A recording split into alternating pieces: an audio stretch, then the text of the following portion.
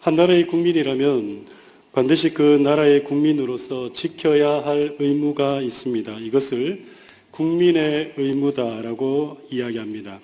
우리가 사는 미국도 미국 시민이라면 지켜야 할 의무가 있는데요. 그것을 법에서는 5대 법으로, 5대 의무로 그렇게 규정하고 있는 것 같습니다. 첫 번째가 준법의 의무입니다.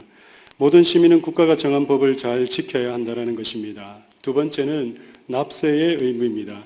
미국에 사는 사람이라면 이 납세의 의무를 피해갈 수가 없을 겁니다. 세 번째는 배심원의 의무라는 겁니다. 여러분 아시고 계셨습니까? 이 미국에 살 때 미국 시민들은 배심원의 의무를 진다고 합니다. 우리에게 생소하게 들릴지 모르나 미국은 법이 정한 범위 하에서 시민 재판 제도를 의무화하고 있기 때문에 그렇다고 합니다. 그리고 네 번째가 증인의 의무입니다. 이것은 국가나 법이 특정한 사실에 대해서 증인 출석을 요구할 때 미국 시민은 누구나 다 증인으로서 의무를 가져야 한다고 합니다. 그리고 마지막 다섯 번째가 병력의 의무입니다. 물론 전시 상황이 아닐 때는 아닐 겁니다. 그러나 전시 상황이 되면 국가가 국민을 징병할 수 있는 권한이 있다고 합니다. 마찬가지로 우리 조국 대한민국도 국민으로서 마땅히 지켜야 하는 의무가 있습니다. 총 5가지의 의무로 규정하고 있는데요. 여기 계시는 성도님들께서도 어렴풋이 기억이 나시리라 생각이 됩니다. 첫 번째가 국방의 의무입니다. 대한민국 남성이면 일정한 나이가 되면 반드시 군대에 가서 국방의 의무를 다해야 합니다. 두 번째는 교육의 의무입니다. 교육은 권리가 아니라 의무라고 규정한 것이 특이한 점입니다. 우리가 생각할 때는 그것이 권리라고 생각할 텐데 우리나라에서는 그것을 의무화했다는 것이 특이합니다. 모든 국민들은 일정한 기간 교육을 받아야만 한다는 것입니다. 이것이 국가 발전에 도움이 되기 때문에 그렇다고 합니다. 세 번째는 근로의 의무입니다. 국민들이 일을 하지 않는다면 개인은 물론이거니와 국가의 경제 발전에 저해하는 일들이 생기기 때문에 개인의 능력과 적성에 맞는 일을 해야만 한다고 합니다. 그리고 네 번째가 납세의 의무입니다. 모든 국민들은 정해진 세금을 내야 하고 국민들이 내는 세금으로 나라 살림을 하는데 도움을 주어야 한다는 겁니다. 그리고 마지막으로 환경 보존의 의무가 있다고 합니다. 예수님 당시에도 로마 제국의 지배 아래서 팔레스틴 지역에 사는 사람들에게 로마 제국이 부과한 의무 제도들이 있었습니다. 그 가운데 이스라엘 사람들에게는 유대인 자신들에게만 부과됐던 아주 독특한 의무 제도가 하나 더 있었습니다. 바로 성전세 납부라는 것입니다. 성전세란 유대인 남자라면 누구나 어디서 무슨 일을 하며 살든지 성전을 위해 1년에 한 번 은전 한 입, 즉 반세겔의 돈을 내야 하는 것입니다. 유대인의 계산법에 의하면 2 드라크마입니다. 은전 한 입, 그리고 반세겔 드라크마라고 얘기하니까 얼마인지 잘 모르시죠? 네, 저도 잘 몰랐습니다. 근데 이거 자료 찾다가 알았는데요. 미국 돈으로 70센트, 한국 돈으로 700원, 1년에 내는 거, 성전세를 이야기하는 겁니다. 팔레스타인에 사는 사람들은 물론이고 멀리 떨어져 살고 있는 사람들도 자신이 유대인이라면 하나님의 선택된 백성이라는 표시로서 이 의무를 다해야 했다고 합니다. 또한 이 의무를 하는 유대인들은 이것을 자신들의 또 특권으로 생각을 했다라는 겁니다. 매년 6월절에 예루살렘을 방문할 때 이 성전세를 내는 것이 의무였는데요. 그런데 간혹 이 성전세를 내지 않는 사람들이 있으면 세금 징수자들이 가나안 전 지역을 돌아다니면서 일일이 이스라엘 백성들을 찾아내서 세금 내지 않은 그 사람들에게 성전세를 부과했다고 합니다. 오늘 24절에 의하면 세리들이 가버나움 지역으로 세금을 걷기 위해 예수님과 제자들이 머무는 곳까지 찾아왔었음을 알 수 있습니다. 그리고 베드로는 성전세를 의논하기 위해서 예수님께 갑니다. 그런데 베드로가 지금 세금 이야기를 꺼내기도 전에 예수님께서 먼저 베드로에게 질문하시는 내용이 오늘 본문 24절과 25절의 말씀입니다. 우리 함께 읽어보겠습니다. 그들이 가버나움에 이르렀을 때에 성전세를 거두어 드리는 사람들이 베드로에게 다가와서 물었다.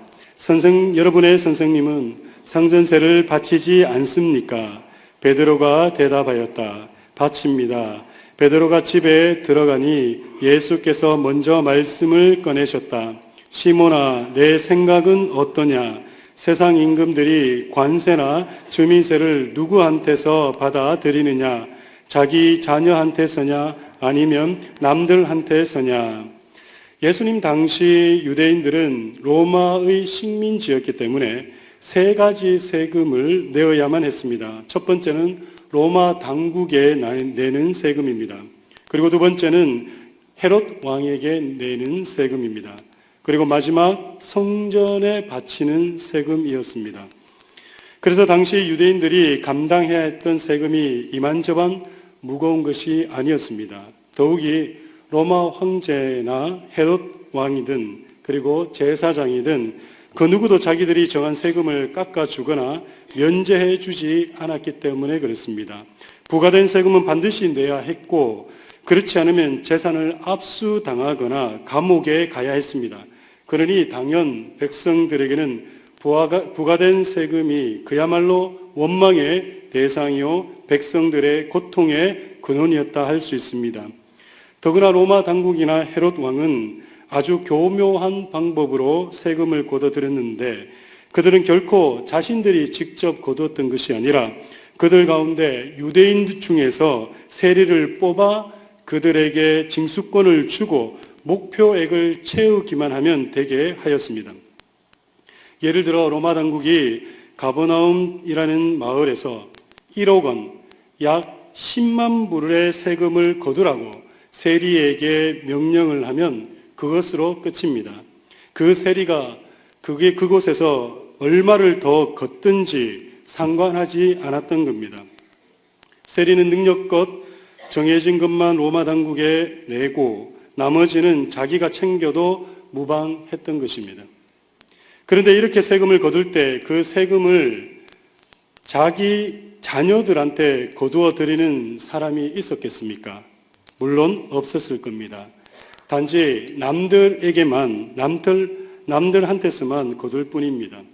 그래서 예수님께서 성전세에 대해서 말씀하실 때 그리고 베드로에게 세금 거두는 자들이 누구에게 세금을 걷게 되는지를 먼저 질문하신 겁니다.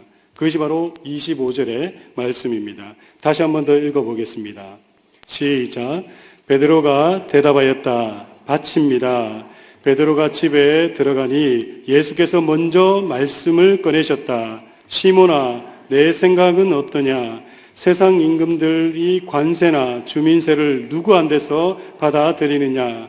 자기 자녀한테서냐? 아니면 남들한테서냐? 여러분은 이 질문의 답을 어떻게 생각하십니까? 당연히 자녀들에게서는 받지 않습니다. 지극히 당연한 대답일 겁니다. 세상의 그 어떤 권력자도 자기 자녀한테서는 세금을 받아들이는 사람은 없습니다. 다 남들에게 세금을 받아들입니다. 그리고 예수님께서 말씀하십니다. 26절의 말씀입니다. 베드로가 대답하였다. 남들한테서입니다. 예수께서 다시 그들에게 말씀하셨다. 그러면 자녀들은 면제받는다. 이 말씀을 하신 후 27절에서 또 이렇게 이야기하십니다. 그러나 우리가 그들을 걸려 넘어지지 않도록 해야 하니 내가 바다로 가서 낚시를 던져 맨 먼저 올라오는 고기를 잡아서 그 입을 열어 보아라. 그러면 은전 한 입이 그 속에 있을 것이다. 그것을 가져다가 나와 내 목으로 그들에게 내어라. 오늘 27절의 말씀은 우리 기억 속에 좀처럼 기억하지 못하는 예수님의 이적, 예수님의 기적 이야기입니다. 혹여나 여러분들 가운데는 이 기적을 기억하시는 분도 있으시겠지만 제가 추측컨대 거진 없으실 겁니다. 그럼 오늘 이 본문에서 저와 여러분이 기억을 하든 못하든 오늘 이 본문을 읽어가면서 우리는 어디에다가 이 본문에 관심을 두었냐면 바로 예수님께서 또 달리 일으키신 기적, 어쩌면 그 물고기 입에서 동전을 꺼내는 그 놀라운 사실에 우리는 관심을 뒀는지도 모릅니다. 그러나 오늘 이 본문의 내용은 이 기적 이야기에 핵심을 두고 있지 않습니다. 오늘 본문에서 핵심이 되는 것은 예수님께서 베드로에게 말씀하신 자녀들은 세금을 면제받는다라는 것입니다. 그런데 너무나도 당연한 말씀인 이 말씀, 자녀들은 세금을 면제받는다라는 말을 하신 이유가 무엇이겠습니까?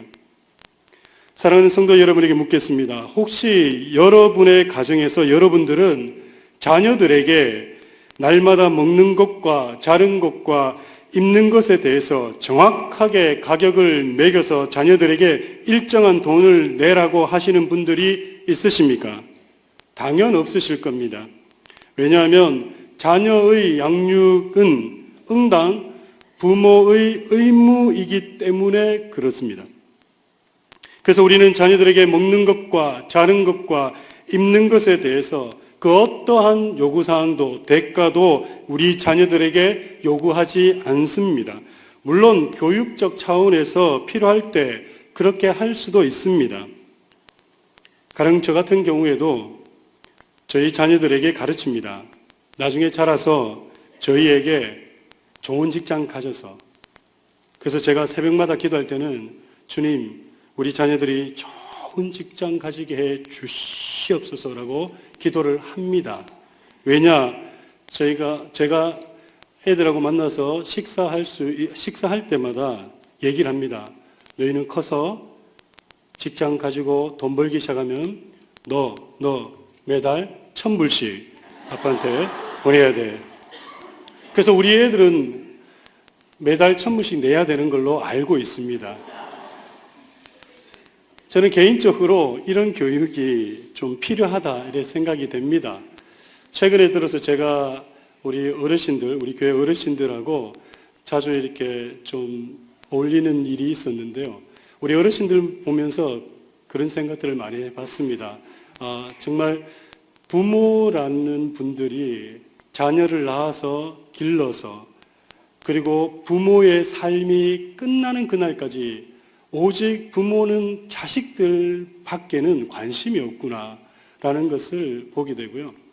그리고 그 부모님들, 제가 어르신들하고 있으면서 참 마음 짠했던 거는 본인들 아픈 거는 절대 자녀들한테 얘기를 안 하시더라고요. 왜요? 걱정한다고. 그런 모습 보면서 저는 그렇게 안 되어야 되겠다. 우리 자녀들한테 아프다라고 얘기도 하고 돈도 필요하다고 얘기도 하고 그렇게 살아볼 생각입니다. 우스갯소리였지만 저는 개인적으로 이런 교육들이 또 필요하다라고 생각합니다.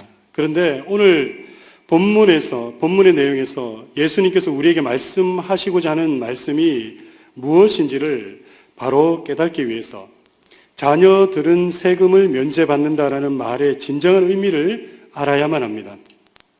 오늘 본문의 말씀은 예수님의 두 번째 순환 예고, 고난 예고, 십자가를 지시고 십자가에 못 박히시고 죽으셨다가 또 3일 만에 부활하시겠다라는 그 순환 예고 바로 다음에 나오는 말씀입니다.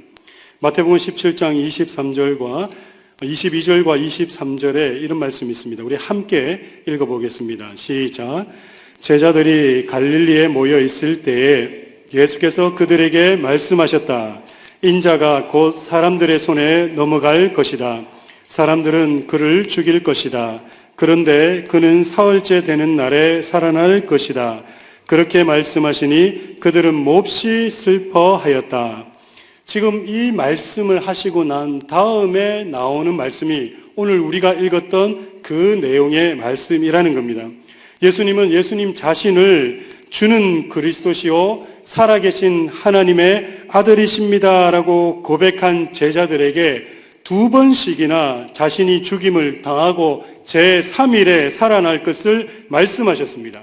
이것은 장차 예수님께서 당하셔야 할 십자가의 사건을 이야기한 것입니다. 그러나 제자들은 이 십자가의 사건이 무엇을 의미하는지 정확하게 이해를 하지 못했습니다. 그저 예수님께서 예루살렘으로 입성하셔서 이스라엘의 새로운 통치자로 서실 것이라고만 생각했던 겁니다. 왜 예수님께서 이 땅에 오셨는지, 이 땅에서 예수님께서 무엇을 성취하시려 하시는지에 대해서 관심이 없었다라는 겁니다. 그저 자신들이 예수님과 더불어 새롭게 세워질 새로운 나라의 통치자가 될 것을 꿈꾸고 기대했다라는 겁니다. 그런데 그 당시 이스라엘 백성들의 모습이 오늘날 저와 여러분, 우리의 모습이 아닙니까?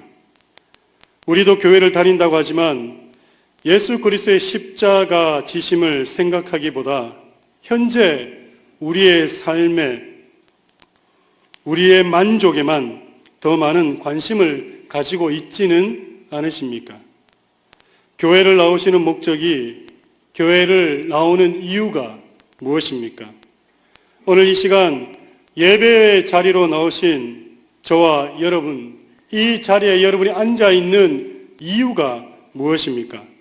습관적으로 여기에 나와 앉아 계시는 것입니까? 오늘 본문의 말씀은 예수님께서 베드로의 위대한 고백, 그 고백이 어떤 고백입니까? 우리 함께 고백해 보시겠습니다. 시작. 주는 그리스도시요 살아계신 하나님의 아들이시나이다. 주는 그리스도시요 살아계신 하나님의 아들이십니다 라는 그 고백이 있은 후 예수님은 계속해서 자신의 죽음에 대해서 제자들에게 말씀하셨습니다. 그렇다면 예수님의 십자가 사건과 오늘 성전세에 대한 이야기는 어떤 관계가 있느냐라는 겁니다. 그 대답은 26절의 말씀 속에 있습니다. 다시 한 번 더 26절 말씀을 함께 읽어보도록 하겠습니다. 시작. 베드로가 대답하였다. 남들한테서입니다. 예수께서 다시 그들에게 말씀하셨다. 그러면 제자들은 면제받는다. 여기서 예수님은 베드로에게 자녀들은 세금을 면제받는다라고 말씀하고 계십니다. 여러분, 십자가란 무엇입니까? 로마 시대 당시 죄인을 처형하는 방식 중에 가장 잔혹하고 극악한 형태가 바로 십자가의 처형 방법이었습니다. 죄를 지은 죄인들 가운데 죄질이 매우 나쁜 죄인들은 로마법에 의해서 십자가 형틀에 묶여 못 박혀 아주 고통스럽게 죽어가야 했던 형 집행법이 십자가 형벌입니다.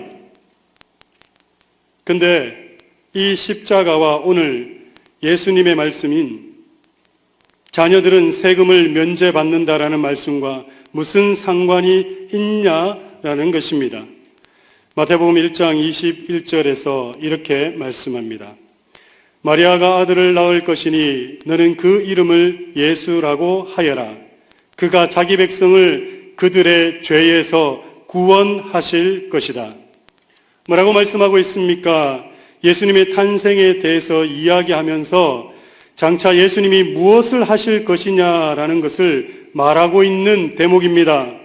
예수님께서 자신의 백성들의 죄에서 구원하실 분이라고 분명히 말씀하고 있습니다. 사랑하는 성도 여러분, 세상의 법도 어기면 대가를 반드시 치러야 합니다. 사소한 속도 위반을 해도 벌금을 받게 됩니다. 우리가 저지르는 사소한 범죄에도 법은 반드시 대가를 치르게 합니다. 하물며 이 세상을 창조하신 하나님의 법 아래서 사는 우리가 날마다 짓는 죄는 어느 정도의 대가를 지불해야만 하겠습니까? 심지어 인류 최초의 조상인 아담과 하와의 범죄함으로 지은 죄는 오직 죽음으로밖에는 지불할 다른 방법이 없습니다. 간혹 TV 드라마 사극을 보다 보면 어떤 장군이 전쟁터에서 자신의 실수로 인해 패전을 하게 되면 그 패전에 대한 책임을 지고 죽음으로 자신의 죄를 대신하겠다라고 왕 앞에서 죄를 청하는 것을 보게 됩니다. 마찬가지로 우리가 날마다 짓는 죄는 아무리 생각해 봐도 죽음 외에는 지불할 방법이 없습니다. 그래서 십자가란 바로 우리 죄에 대한 대가 지불을 생각나게 하는 것입니다. 그런데 마태복음 1장 21절에서 말씀하는 것이 무엇입니까? 예수님께서 바로 자신의 백성들을 그 죄의 대가에서 구원하시겠다라는 말씀을 하시는 겁니다.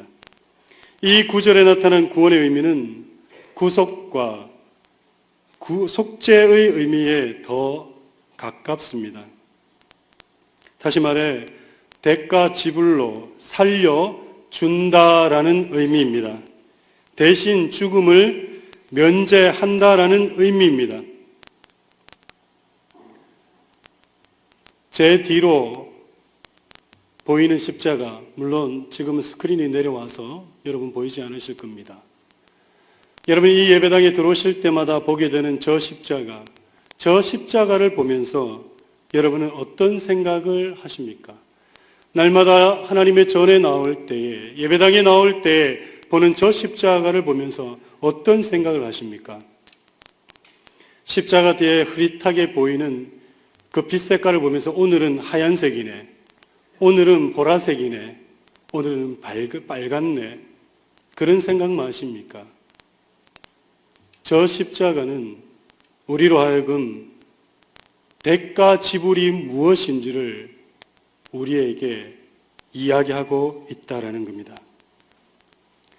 예수님이 지신 십자가가 무엇을 의미하는지 이제 이해가 되십니까? 예수님께서 짊어지신 십자가는 단순한 나무 형틀에 달려서 죽으신 것만 의미하는 것이 아닙니다. 예수님께서 짊어지셨던 십자가는 사실 누가 짊어져야 하는 것입니까? 바로 저와 여러분이, 우리가 짊어져야만 했던 것입니다. 원래 우리가 우리의 죄 때문에 우리 스스로가 짊어지고 그 십자가 상에서 우리의 죄의 대가를 죽음으로 지불해야 했어만 했던 것이라는 겁니다.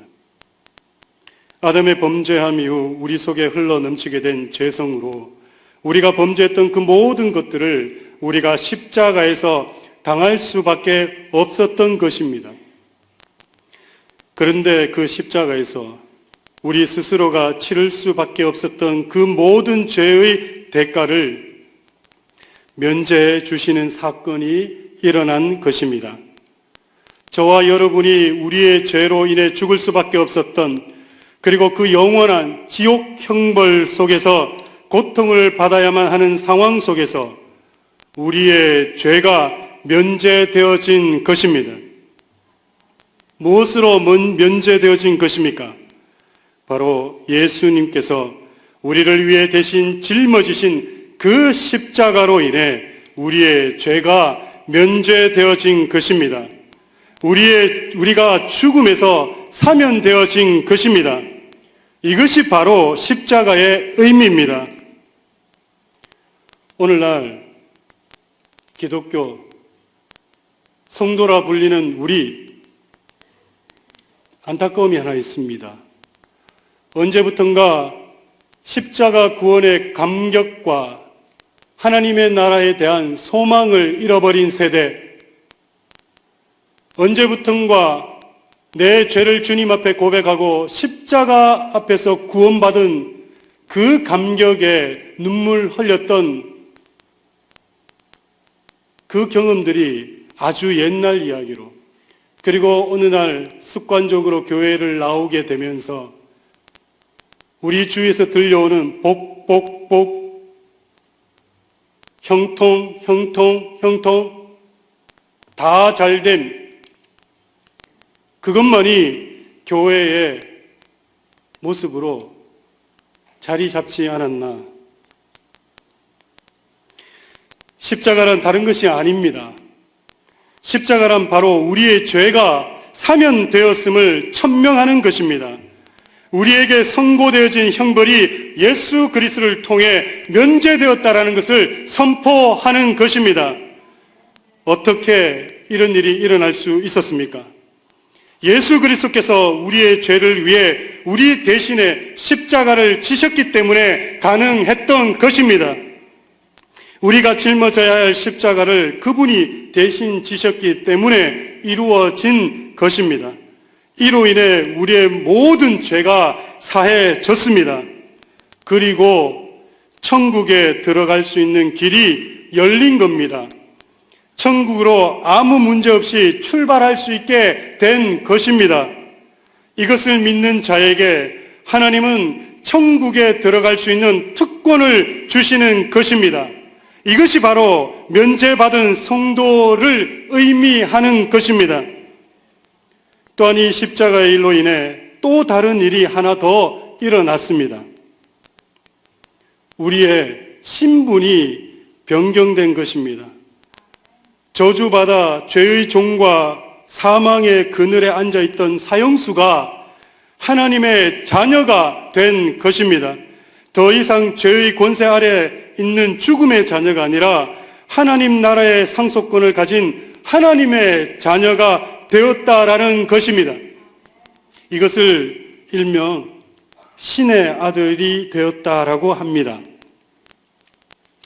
우스갯소리로 한국에서는 군대를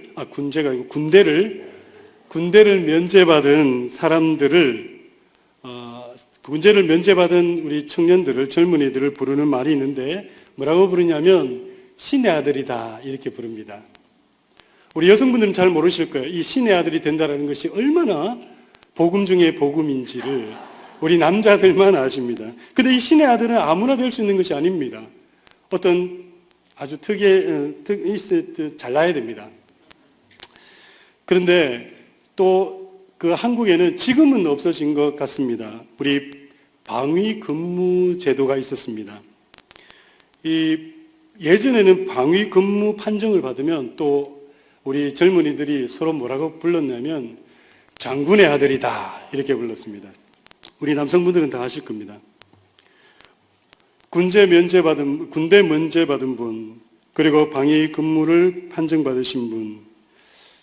왜 우리가 그런 식으로 부르냐? 그만큼 한국 청년들이 참 어려워하는 문제가 있는데 이것이 바로 병력의 의무이기 때문에 그렇습니다.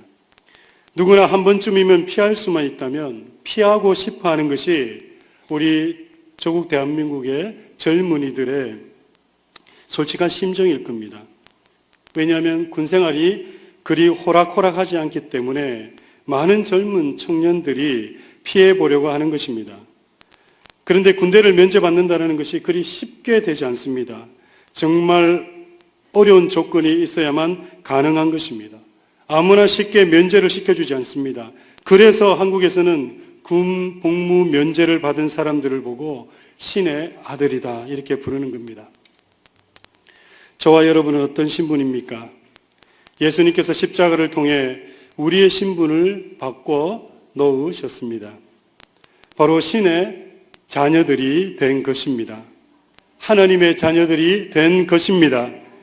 오늘 본문은 예수님께서 십자가를 통해 이루어질 사건이 무엇인지를 말씀하고 있는 것입니다. 앞으로 예수님께서 지실 그 십자가로 인해 우리의 신분이 조정될 것이라는 것을 말하는 것입니다. 여러분, 이 미국 땅에서 이민자로 살면서 가장 중요한 것이 무엇입니까? 우리의 신분 조정이지 않으십니까?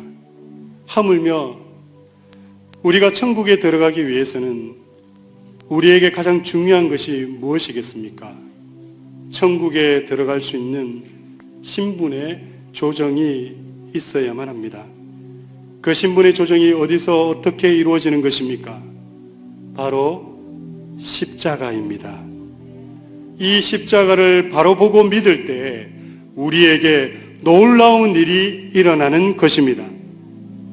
예수 그리스도를 믿는 성도들에게 천국의 백성으로 거듭나고 하나님의 자녀로 신분이 조정되어지는 것입니다. 예수님께서 지신 십자가를 통해서 내 죄가 다 용서함 받고 천국을 들어갈 수 있는 자격이 주어진 것이고 우리가 하나님의 자녀가 된 것입니다. 우리는 이것을 죽는 그날까지 믿고 그리고 죽는 그날 하나님 앞에 이것 가지고 서게 되는 것입니다. 여러분 잊지 마십시오. 저와 여러분이 십자가를 생각하고 십자가의 복음을 붙들어야 하는 이유가 예수님께서 지신 십자가로 인해 우리의 신분이 변경되어졌기 때문입니다. 저와 여러분이 십자가를 믿을 때 우리 모두가 하나님 나라에 들어갈 수 있음을 확신하시기 바랍니다. 이것이 복음입니다. 이 시간 우리 다 같이 자리에서 일어나시겠습니다. 우리 함께 찬양으로 고백하시면서 십자가 생각하며 기도하며 나아가겠습니다.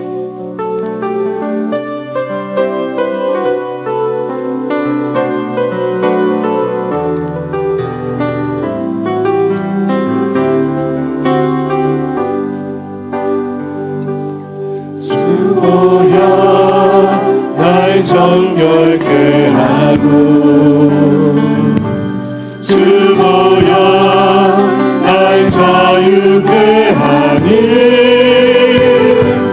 주 앞에 나의 회개를 인치라 나의 모든 것을 주께 드리네 주의 손 날 위해 지키셨고 주의 발 날 위해 맡기셨으니 이제는 내가 사는 것이 아니요 오직 주를 위해 사는 것이라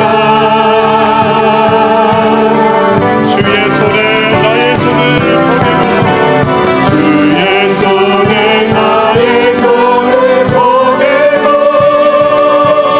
또 주의 말에 나의 말을 포개어 나 주와 함께 죽고 또 주와 함께 살리라 영원토록 주 위에 살리라 주의 손에 나의 손을 주의 손에 나의 손을 포개고 또 주의 말에 나의 말을 포개어 나 주와 함께 죽고 또 주와 함께 살리라 영원토록 주 위에 살리라 주 위에 살리라 우리 한 번 더 찬양하시겠습니다. 주보혈 날 정결케 하고 주보여 날 정결케 하고 주보여 날 자유케 하니 주 앞에 나의 예배하는 이 시간 나의 모든 것을 주께 드리네 주의 손 날 위해 지키셨고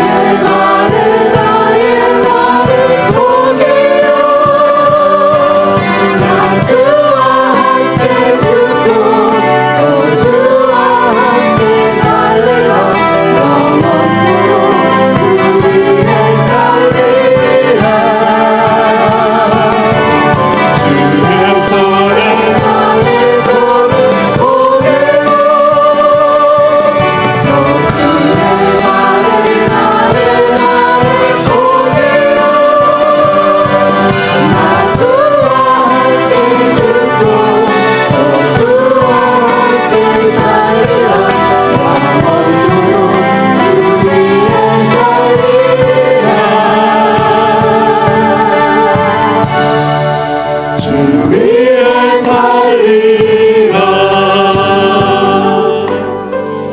우리 이 시간 다 같이 한번 통성으로 기도하길 원합니다.